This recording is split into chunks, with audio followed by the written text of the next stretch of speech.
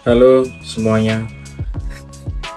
Jadi pada hari ini kita tahu ya bahwasannya kondisi yang ada di Sumatera, tepatnya ada di Aceh, ada di Sumatera Utara dan Sumatera Barat itu benar-benar memprihatinkan.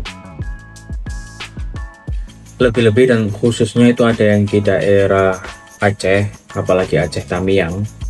Itu teman-teman bisa melihat bagaimana kondisinya yang sangat luar biasa memprihatinkan. Bahkan ada beberapa berita yang menampilkan ada bapak-bapak yang kelaparan sambil meringkuk dan memegang perutnya. Dia mencari beras keliling kampung tapi nggak ada yang punya beras gitu. Dia membawa uang untuk membeli, jadi nggak meminta-minta.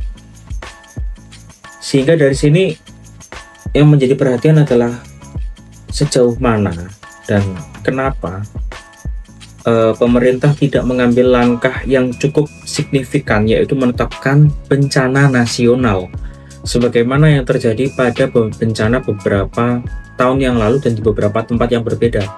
Apabila kita melihat bencana nasional itu baru ditetapkan di dua waktu yang berbeda dan di dua tempat yang berbeda, yaitu pada tahun 2004 ketika tsunami Aceh dan gempa di Yogyakarta. Jadi hanya di dua tempat tersebut. Dan adapun ini mohon maaf, dan adapun korbannya yang ada sampai dengan saat ini, sampai dengan video di tag ini, korban yang ada di bencana Sumatera di 3 provinsi tersebut itu sudah mencapai 1000-an lebih. Nah, sebenarnya apa aja sih keuntungan yang akan didapatkan ataupun benefit ataupun fasilitas yang didapatkan ketika sebuah daerah yang terkena bencana itu ditetapkan sebagai bencana nasional? Di sini saya akan membacakan beberapa apa aja yang akan didapatkan oleh daerah tersebut ketika terdampak bencana dan ditetapkan sebagai bencana nasional. Yang pertama yaitu pemerintah pusat mengambil alih koordinasi penuh. Jadi ketika ada bencana di daerah, terutama di 3 daerah tadi itu, maka yang menjadi penanggung jawab adalah daerah tersebut. Apabila di Sumatera Utara, maka gubernurnya, begitu juga dengan Aceh dan Sumatera Barat gitu. Tetapi ketika ini menjadi bencana nasional, maka pusatlah yang akan mengambil alih atau yang akan bertanggung jawab dan berkoordinasi secara penuh dengan pemerintah daerah setempat, seperti itu. Yang mana secara resource, itu pasti jauh lebih banyak dan lebih besar ketika ditanganin bersama dengan pusat, seperti itu. Nah, apabila kita berlandaskan itu pada pasal 7 ayat 2 Undang-Undang nomor 24 tahun 2007 tentang penanggulangan bencana gitu. Nah, di dalam pasal 7 itu di situ apa aja koordinasi yang akan dilakukan oleh pihak pusat ataupun pemerintahan pusat koordinasi dengan daerah, seperti itu di pasal 7-nya itu. Di situ menjelaskan dengan detail, nanti teman-teman bisa baca, ini saya inputkan juga ya gitu. Itu. Nah, selanjutnya nomor 2, apa fasilitas yang akan diberikan? Selain daripada pemerintah pusat itu ikut bekerja sama untuk membantu menangani bencana yang ada di Aceh, maka pembiayaan itu akan menggunakan APBN dan dana siap, menggunakan dana siap yang disiapkan oleh BNPB gitu. Jadi negara itu dapat menggelontorkan anggaran yang besar tanpa harus menunggu proses administrasi gitu. Biasanya kan kalau untuk proses administrasi itu kan panjang banget, harus ada disetujui pihak ini, kementerian ini, dan lain sebagainya. Tetapi karena ditetapkan bencana nasional, maka yang dilakukan adalah ya akan adanya gelontoran dana. Apa saja yang akan didapatkan gitu. Hal ini berdasarkan pada pasal 8 huruf C Undang-Undang 24 tahun 2007. Itu ada di pasal 8 gitu. Apa aja yang akan didapatkan, yaitu A. Penjaminan pemenuhan hak masyarakat dan pengungsi yang terkena bencana sesuai dengan standar pelayanan minimum B. Perlindungan masyarakat dari dampak bencana. C. Pengurangan risiko bencana dan pemanduan pengurangan risiko bencana dengan program pembangunan. Dan D. Pengalokasian dana penanggulangan bencana dalam anggaran pendapatan belanja daerah yang memadai.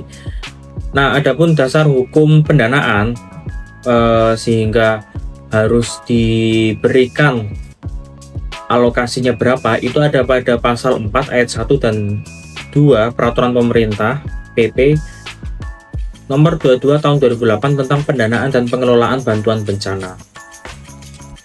Nah, di sini teman-teman bisa membaca secara langsung ya di pasal 4-nya itu, yang mana bisa mengambil dari APBN, APBD, dan dana masyarakat, seperti itu.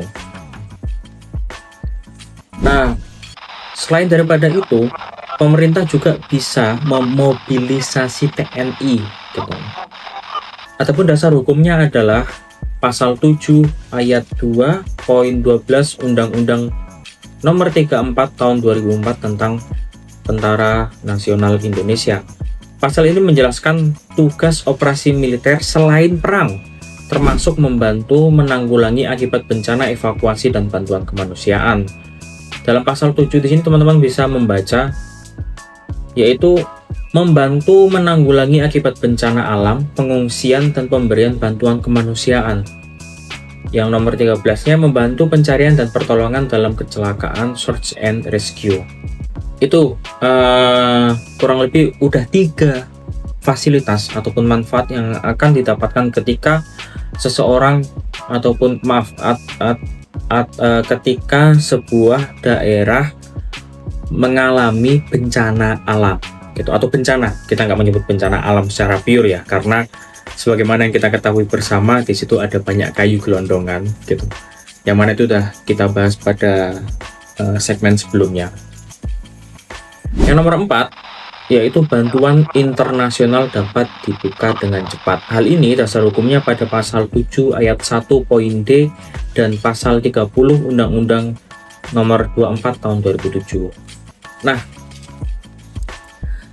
bantuan internasional ini sangat luar biasa sekali ya, sebagaimana yang terjadi di Aceh juga ketika ditetapkan sebagai bencana nasional. Jadi pihak internasional tuh udah nggak perlu izin ataupun nggak perlu banyak proses diplomatik yang panjang, jadi bisa langsung datang ke tempat bencana dan langsung membantu seperti itu, karena hal yang ada di sini adalah asasnya adalah asas kemanusiaan gitu. Dan ketika udah internasional yang membantu, maka akan banyak sekali negara yang bisa ikut, negara lain maksudnya, yang bisa ikut campur tangan untuk membantu korban seperti itu. Dan yang terakhir yaitu penanganan rekonstruksi dan rehabilitasi menjadi prioritas nasional, yaitu dasar hukumnya pasal 33 Undang-Undang nomor 24 tahun 2007 yang diperjelas pada pasal 57 dan 58. Nah, kalau pasal 33-nya itu menyebutkan adanya penanggulangan bencana itu terdiri dari 3, prabencana, tanggap darurat, serta pasca bencana.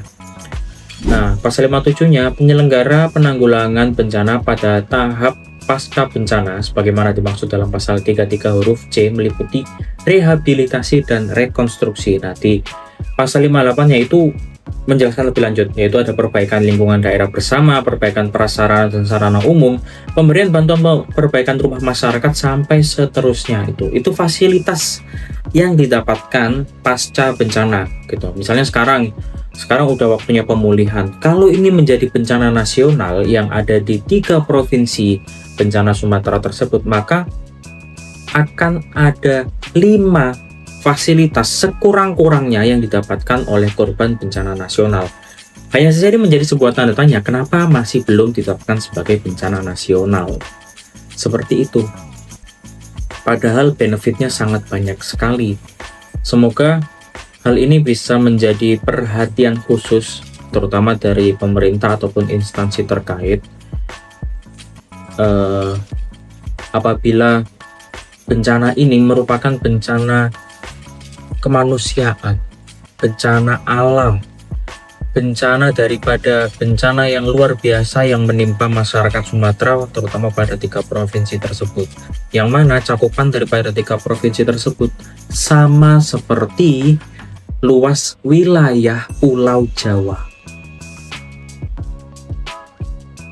Dan ini apabila tidak menjadi sebuah perhatian khusus dan ditetapkan sebagai bencana nasional, maka akan sangat amat disayangkan, karena khawatirnya ketika terjadi ataupun sudah pasca bencana akan terjadi hal-hal yang tidak diinginkan, yang sebagaimana sudah saya sampaikan di segmen sebelumnya.